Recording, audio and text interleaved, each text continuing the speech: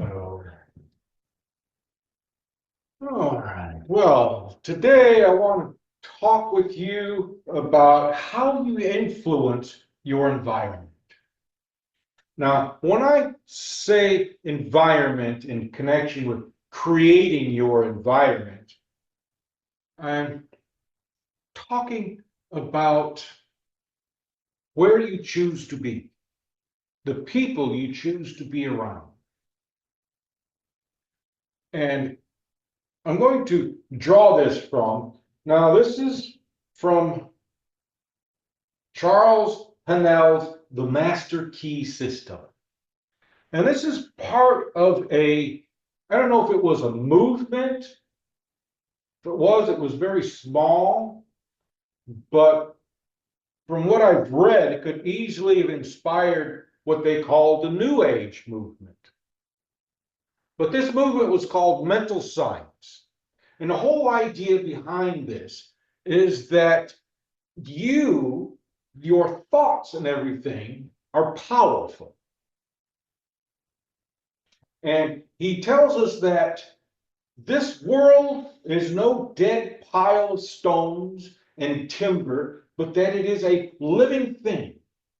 It is made up of the beating hearts of humanity. And it is a thing of life and beauty.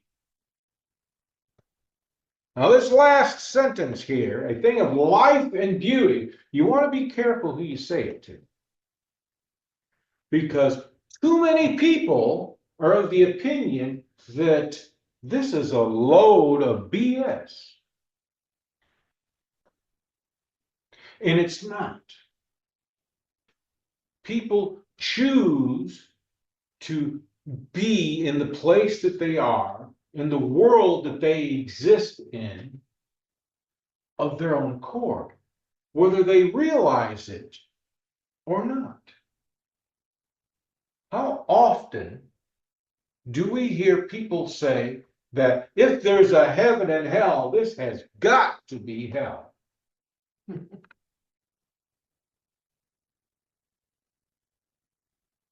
A lot of people say that. A lot of people say that. Oh man, this is so miserable, especially if somebody decided to mug them, beat them up, or do other things to them. Since Trump got elected. Well, the way the election went, it upset a lot of people, particularly those people who are transgender. That's what they choose to call themselves, because too many in the population refuse to educate themselves, because the condition that these people experience is very real. It is very real. It's got little to do with thoughts or conditioning. It's got little to do with that. Just like, well, we all remember Robin Williams, yes? We remember how he endured depression, yes? Yes. We remember that he took his own life, yes?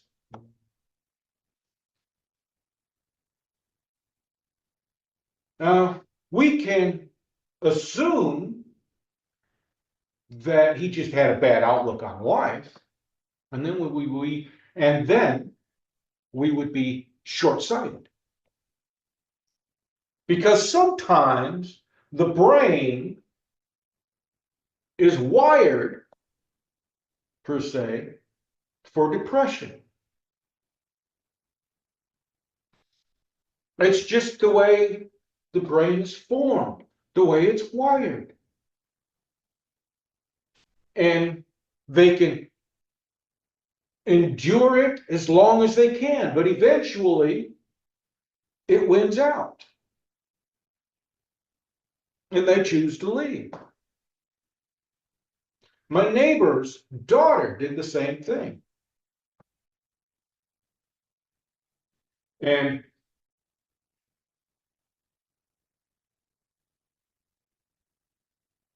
there's always been a big thing about homosexuality, gay men. There's always been a thing about that. And again, they assume that it's the person's choice, and it's not their choice. It's got to do with the brain. Yes. It's got to do with the brain. And just so you know that the brain of a male is not formed or developed in the same manner as the brain of a female. They're different. Different parts of the brain form differently. I forget which ones it is that forms differently, but different parts of the brain form differently. And those men who were gay, who are gay, studies have shown that their brain is formed in the same manner as a female's brain. Yeah, I read that. So if that's there, and science has demonstrated that with x-rays, MRIs, interviews, and all of that, and science has demonstrated that, then we can safely assume the same will go across the board for all of them. Transgenders, lesbians. Lesbians, by the way, experience the same problem. But for them, it's not the formation of the brain, it's the mixture of hormones. All of this is demonstrated. Now, I didn't mean to go off onto this path, but it was brought up. And a lot of people are fearful of that. So they have the choice to create an environment around them that is going to be fearful. And in this instance, what I mean by fearful, they become paranoid. Or they can take steps within their environment, within their world, to create something that's different.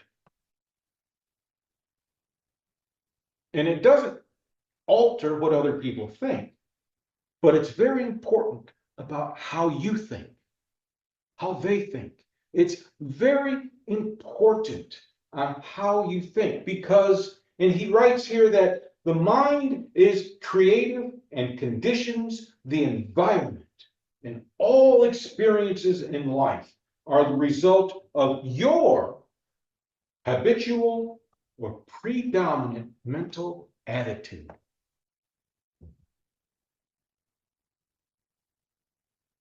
So, what have you got to say about that? My cousin just married a man. We had no idea his whole life that he was like that. And how do you feel about that? If he's happy, I don't want him to be alone. You know, he's got a lot of health problems. He's happy, why not?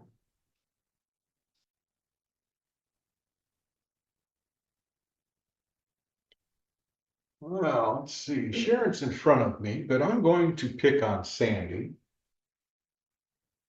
What are your thoughts, Sandy?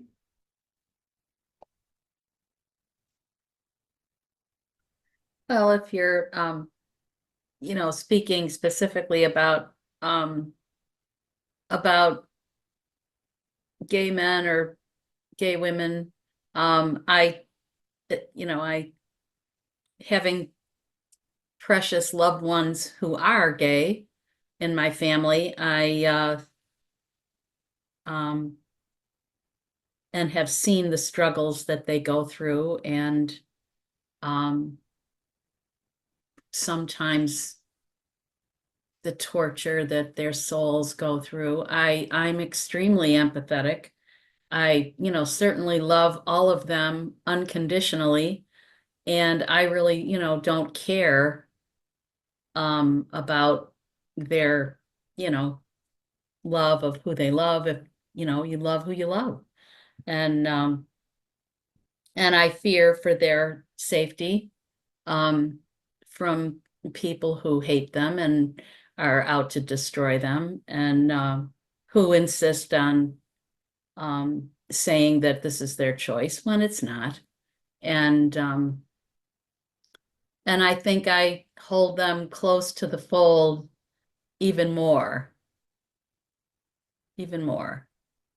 So, no one can ever make me look down on people who are different. No one. So I guess, having said that, though, the bigger picture is how our thoughts affect our environment. It is that, and aside from the issue we just talked about, it's not always easy to keep one's thoughts uplifted. So that's a struggle. It is for me in some situations, not in everything, but in certain situations, it's a big struggle for me. And I have depression too, so I'm always fighting that. So that's, I guess, my take on it.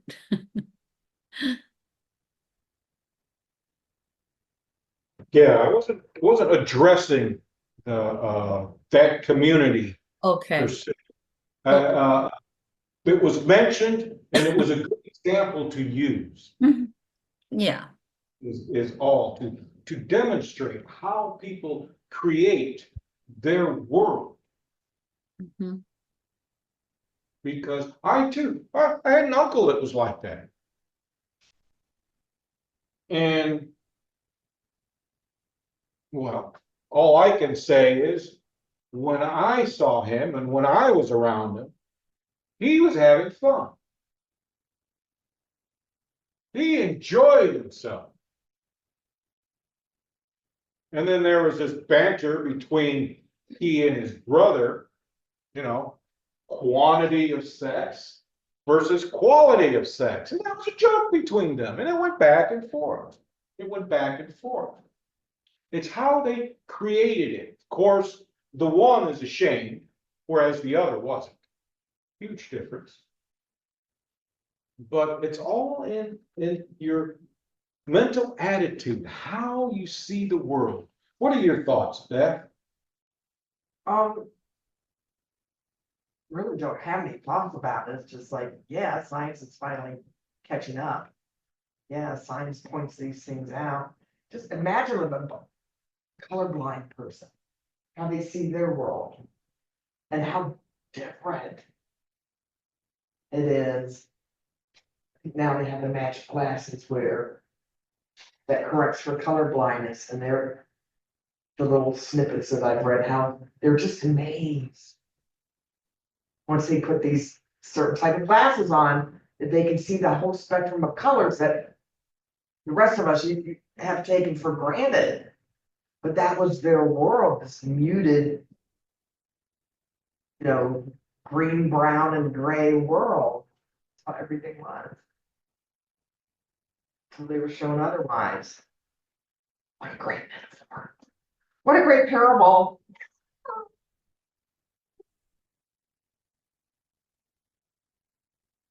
So the attitude of mind necessarily depends upon what we think. More precisely, on what you think. And therefore, the secret of all power, all achievement, and all possession, we like to possess things. We are people, we like to have stuff. Don't get me started on More that. stuff. Depends upon our method of thinking. And from what I've heard from you, your method of thinking is along the lines of acceptance.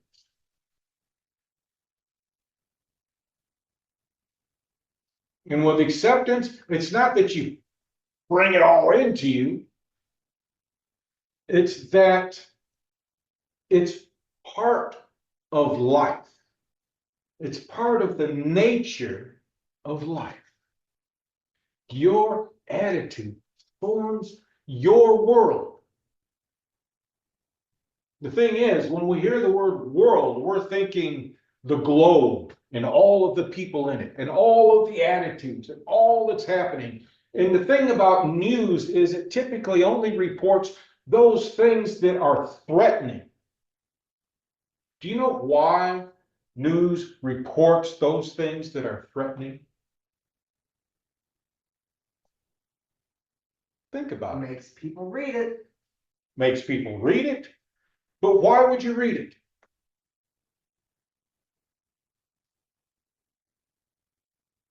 Well, self-preservation is a very, very, very strong instinct with us, so we want to know where we're being threatened.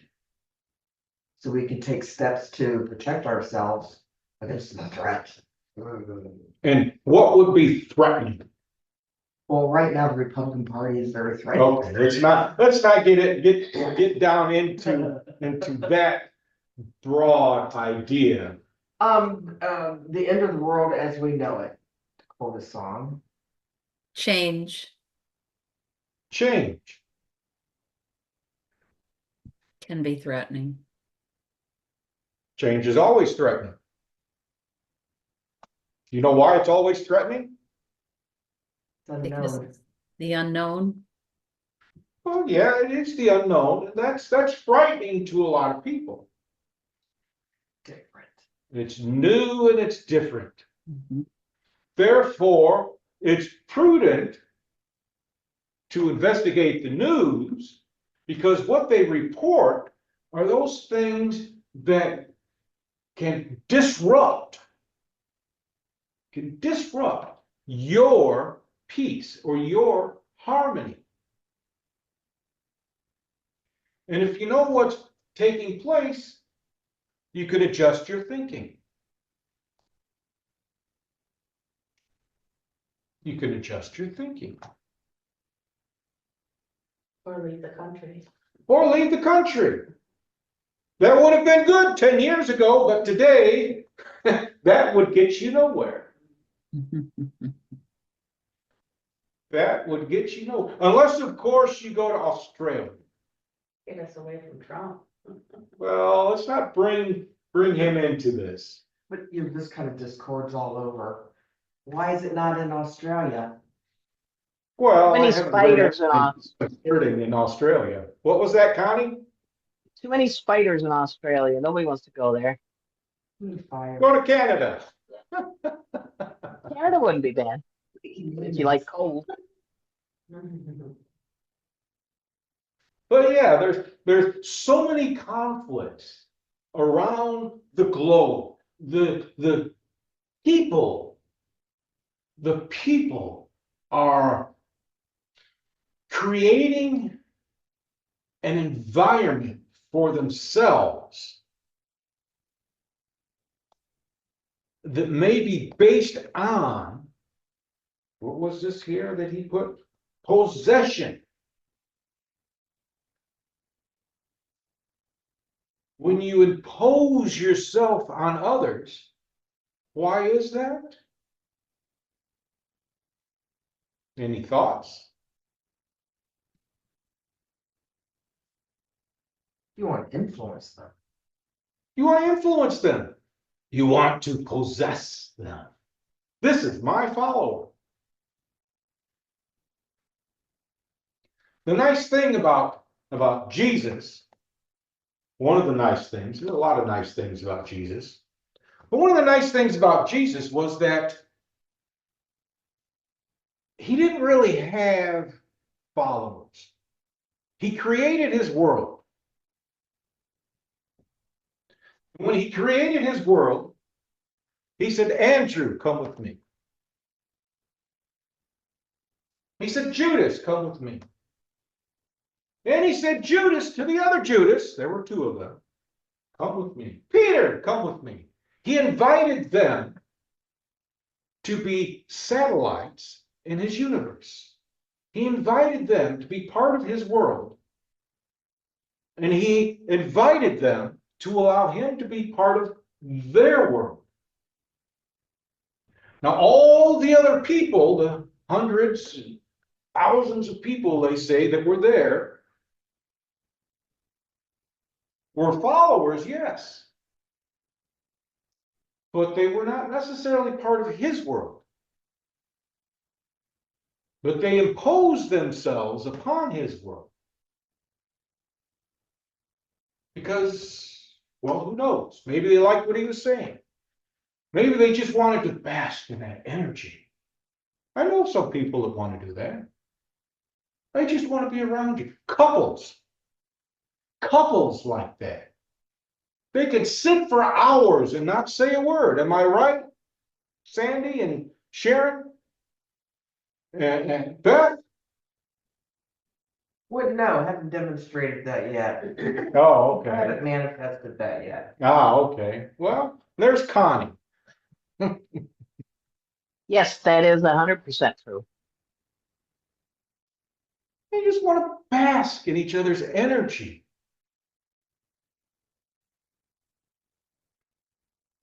No conversation or anything. So those other people, they maybe just wanted to bask in the energy of Jesus. They said he was a light, right?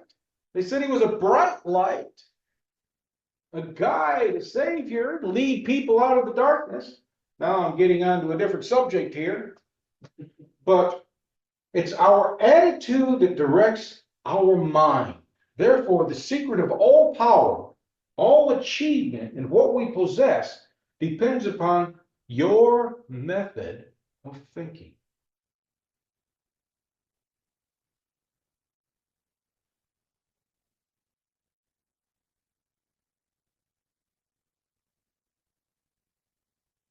So, what's going on with you is your method of thinking. If you don't like what's happening, the first step is to change your thinking, which is usually the hardest step, because before you can change your thinking, you have to recognize there's something going on here. And if you don't recognize it, all you can do is ponder. And ponder. And ponder. I do a lot of pondering, if you haven't noticed. Not to be confused with pounding. I don't do that. I ponder. And to ponder is to question. And the first place we should always look for some form of direction is ourselves and the questions that we might have. And the question is important because most people ask, why is this happening to me? Am I right? I'm sure each of you have asked yourself that question. I have several times. I don't anymore. But the real question is never why. The real question is, what can I do so things will be different? It's not why. Why doesn't answer anything. It's what. Because what will lead you to why, but why will not lead you to what. Because everything that's happening to you is not outside of you. Everything that's happening to you is inside. It's how you choose to perceive those events. And with the recent election, it's not why did this happen? It's what can I do so that this affects me as little as possible? How can I adapt to this? Because if I ignore this, then I'm not really doing anything, am I? I'm like everybody else.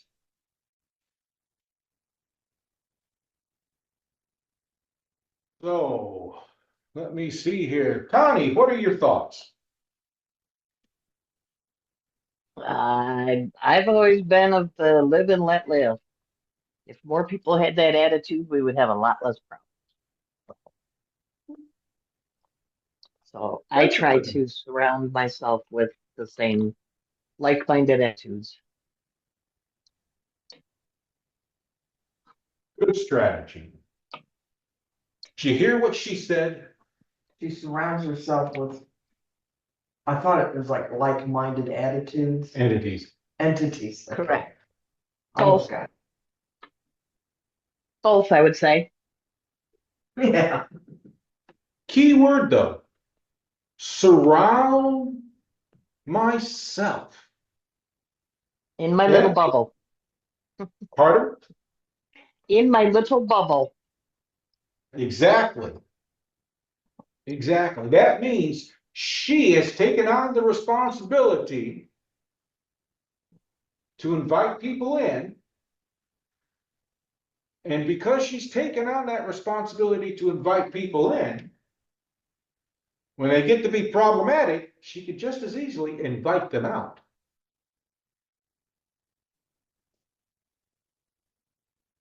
That's the secret. You invite them in, you can invite them out. What are your thoughts, Sharon?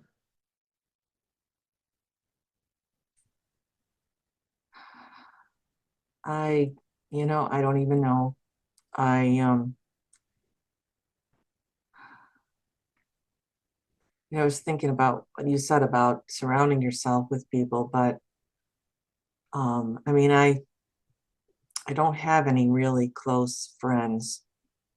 So, I mean, other than Sandy, of course, but family, but so we talk, but I don't really have anybody, and Raymond and I talk, but somebody that I socialize with, or there isn't anybody. So it's hard to surround yourself like that when there's so few to surround yourself with. So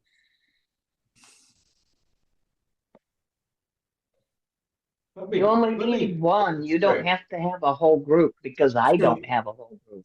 that's true. That's true. But then the other part of it too is trying to stay positive about all of it and Oh, looking, agreed. that's the hardest part right now. Yeah, For I me, agree with that. It is hard. it's it's like a wave that just Yeah, washes over you, and you can't, it takes a while to come out of it. And it can that's true. happen Yes. it can happen any time of the day or night. It isn't, and you could It be just, in the grocery store and all of a sudden, you're done for, or yeah. that kind of thing. So it learning to navigate that's going to be the big question for me. Yeah. Not Well, it for only it only takes one thought to trigger, or exactly. maybe like you said at the grocery store, it could be a Yeah. song that comes on in the grocery store, something simple. Yeah, exactly. Exactly. You need to create a happy place so you have a place to go when that happens. Yeah. Yeah. I Be enjoyed. it mental or physical, but it's just Mhm. somewhere that makes you, or a thought, something that makes you feel better, a memory, Right. something you can trade that with. Yeah. Yeah. It takes practice, though. It Yeah. really does. It You're doesn't right. happen overnight. Mm-hmm. Mm-hmm. Yeah. You're right. Practices. It does take practice, and trying to just even doing a task, uh and the I like the concept of when the Zen, doing a task that's very Zen, like washing the dishes. You're 100% focused on washing the dishes, so you have to stay and not let them. And it's almost like a meditation, because you have to focus on one thing and not let all that other crap come in, just like when we try to meditate. And so if you can, you can only do so many tasks in a day though before you have to stop. So it can happen where your mind's gonna start racing again. It's gonna start going where it goes, and you have to just try to manage it. Yeah, that's my feeling anyway. So, You have to Thank you. derail it and yeah, send thanks. that train to somewhere else. Honestly, thanks, Connie. Thank you. Oh, you're so welcome. Anytime I can help, just reach out. Thanks. I wanna demonstrate something to you, Sandy, or it's not Sandy, Sharon. On my screen, the two of you are right next door to each other. So on your screen, Beth, Cindy, wave. You see those people waving? You have invited them. You see that putty cat there? You have invited her. Chuck is always ready to help.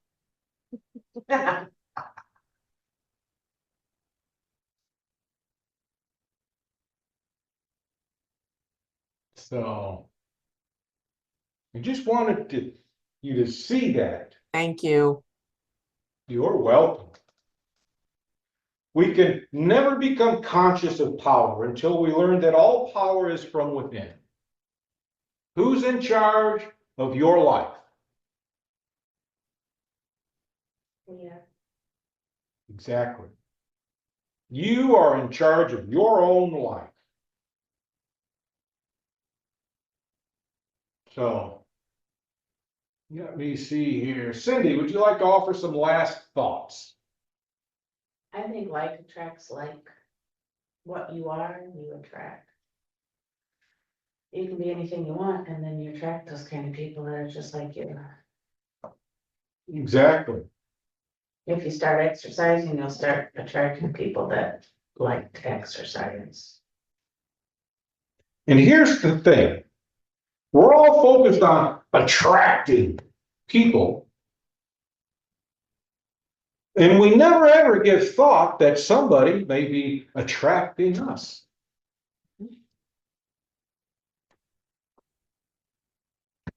Something to keep in mind. Any last thoughts, Sandy? No, just agreed with what everybody was saying, but I don't have anything else to add, but it was good. Any last thoughts, Beth?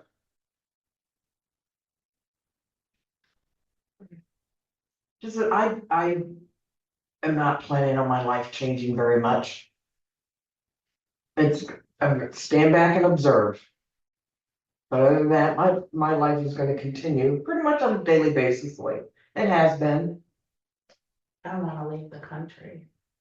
Try New Zealand.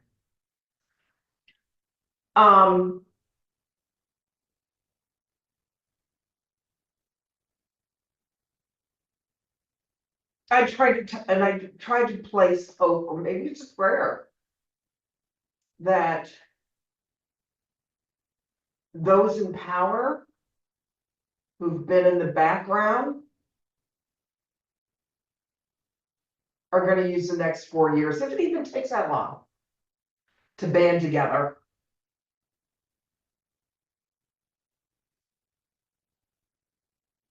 And stop bad policy. And offer up more conducive policy, more inclusive policy, governmental policy. Yeah, I guess that is a prayer. Right.